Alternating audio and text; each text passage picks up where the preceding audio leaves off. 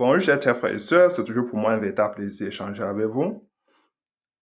Je suis ici aujourd'hui pour m'adresser à mes frères et sœurs du RDPC. Je ne sais pas s'ils se rendent compte.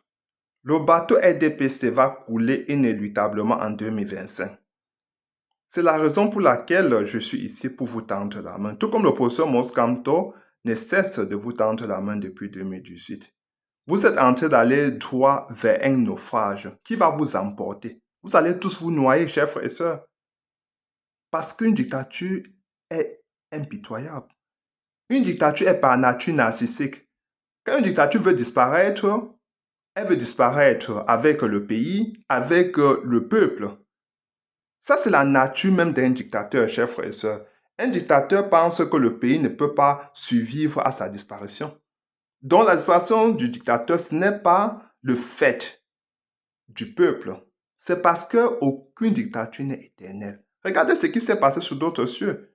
Tous les dictateurs sont tombés, aussi longévifs étaient-ils, ils ont fini par couler, chers frères et sœurs. Et quand un dictateur veut couler, il préfère couler avec tout le monde, avec tous ceux qui sont sur le bateau, avec lui. Je veux dire, quand un dictateur veut tomber, parce qu'un dictateur pense qu'à part lui, personne d'autre ne peut gouverner. C'est ainsi qu'il préfère s'entêter, même quand tous les signaux sont rouges. Regardez au monde aujourd'hui.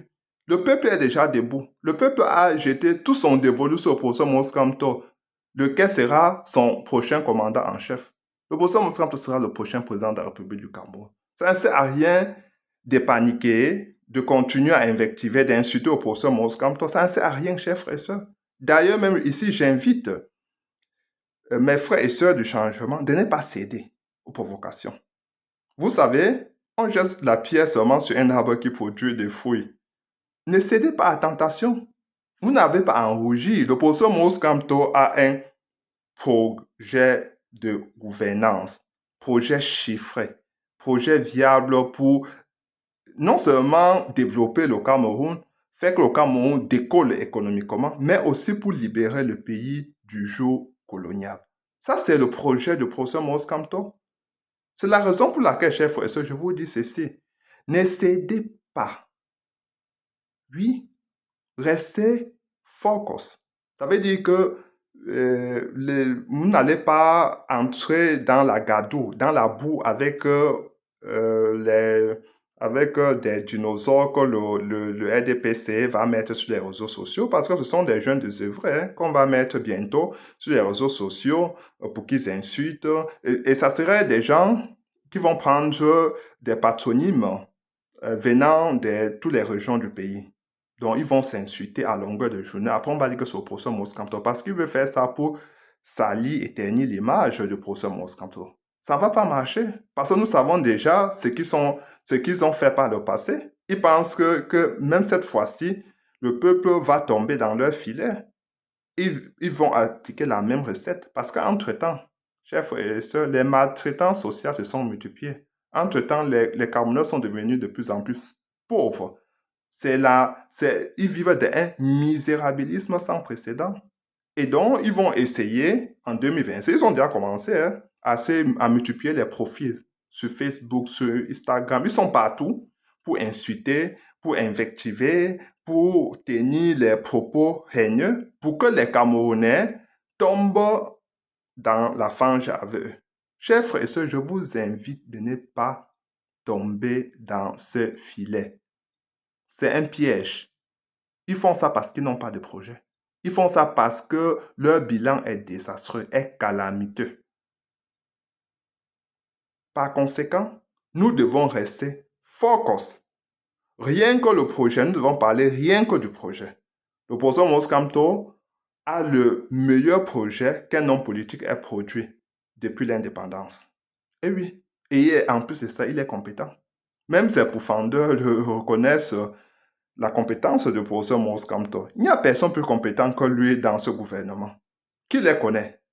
Ils sont là et ils usurpent non seulement celui qui est à la tête du pays aujourd'hui, il usurpe la fonction présidentielle, mais il a aussi entouré des ministres inutiles. Qu'est-ce qu'ils font là-bas depuis 20 ans, 30 ans, si ce n'est appauvrir le peuple camerounais? Ils n'ont plus rien à offrir, ils n'ont jamais rien offert déjà au peuple camerounais. Parce que quand M. Biya arrive au pouvoir, il trouve un pays à revenu intermédiaire. Quelques années seulement après, ils avaient déjà siphonné les caisses de l'État. Nous étions déjà au FMI.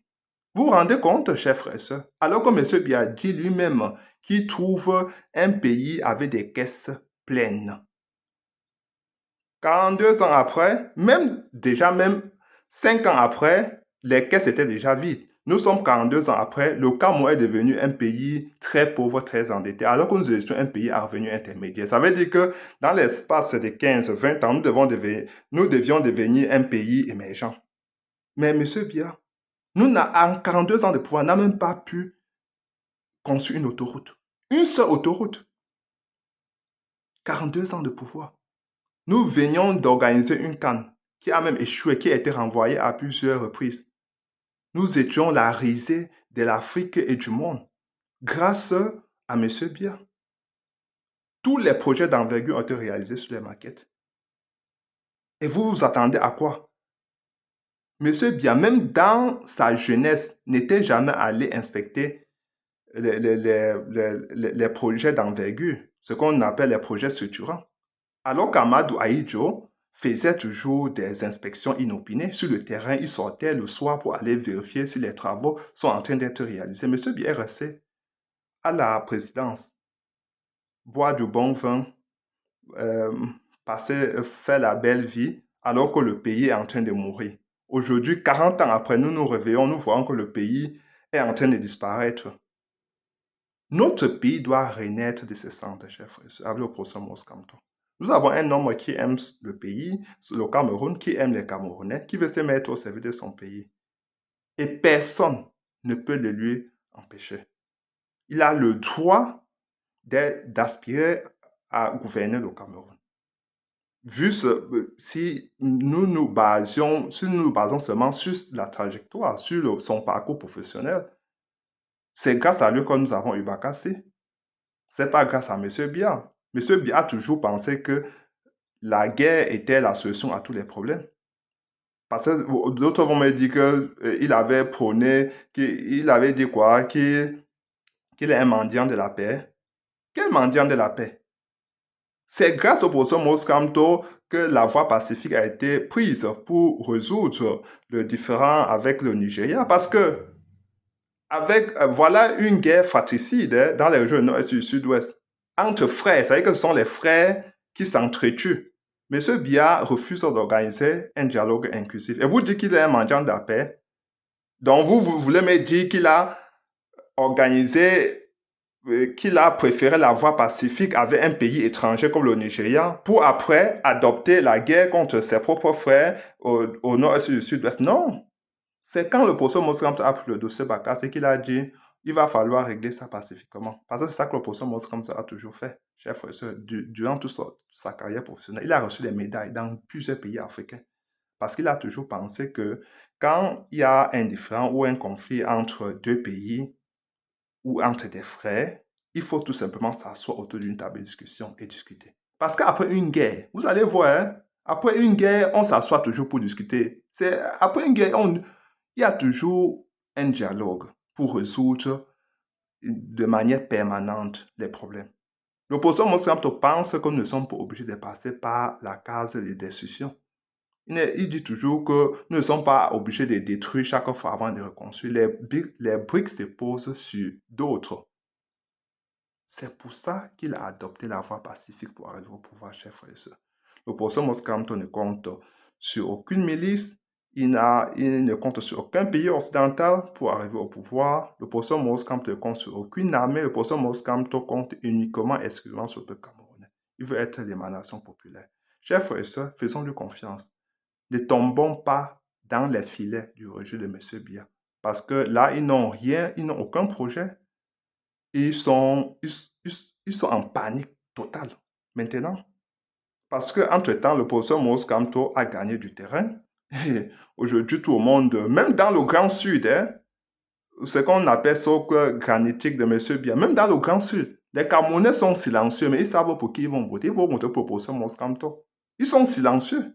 Ils sont frustrés, mais silencieux, parce que si vous levez la tête, vous allez disparaître. Il y a des enlèvements extrajudiciaires tous les jours, ne voyez pas. C'est la raison pour laquelle, chers frères et sœurs, je vous demande d'être serein.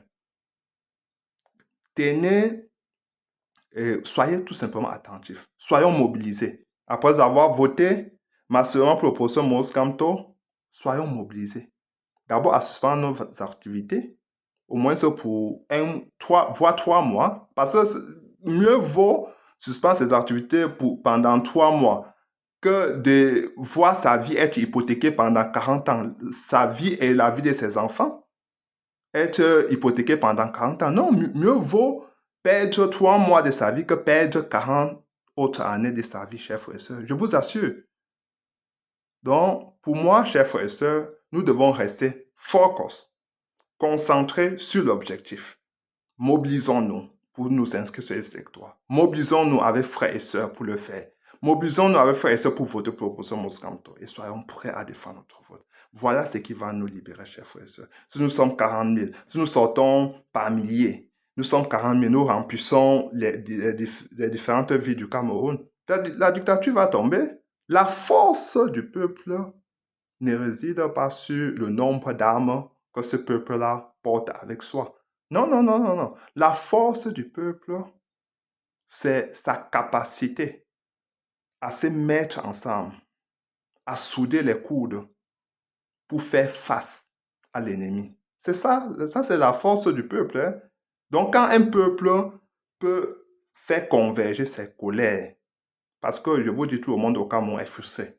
Si nous redevenions un peuple et non une juxtaposition de population, si nous redevenions un véritable peuple, le régime va tomber demain. Parce que je vous ai toujours dit, j'ai toujours dit, chers frères et sœurs, le peuple est le maître des horloges. Le peuple est le seul souverain. Il décide quand il veut. S'il veut que le régime va tomber demain, il va tomber. Nous avons tout simplement besoin de nous mettre ensemble pour une cause juste, pour nous libérer des chaînes de la dictature. Faisons le geste qui compte. Allons accomplir notre devoir citoyen. Et vous verrez que le régime M. Biya va tomber en 2025. Nous pourrions finalement devenir êtres humains. Parce que regardez ce qui se passe aujourd'hui au Cameroun. Les Camerounais ont perdu tout humanisme. Ils sont bien fiers et joyeux quand ils voient leurs frères souffrir de douleur, crier de douleur. Vous voyez, ils torturent les Camerounais tous les jours. Ils arrêtent les militants du MSC. On les branche au courant électrique, on les torture, on écrase leurs testicules. Vous croyez que vous avez encore affaire aux êtres humains, chers frères et sœurs? Vous avez affaire aux gens qui n'ont plus de cœur, qui ont perdu tout humanisme. C'est la raison pour laquelle nous devons retrousser les manches. Nous devons nous réarmer et faire face à notre destin. Si nous ne le faisons pas, nous disparaîtrons tout simplement de la planète Terre. Parce que les accidents qui se multiplient tous les jours, cela est dû à la malgouvernance de M. Biya. L'eau potable qui donne le choléra et tue les Camerounais, cela est dû à la malgouvernance. Les hôpitaux qui sont devenus un véritable mouroir aujourd'hui, cela est dû à la malgouvernance de M. Biya. Donc vous voyez que tout va très mal, chers frères et sœurs. Libérons-nous, libérons-nous, libérons-nous. Partagez massivement et surtout abonnez-vous. Ciao.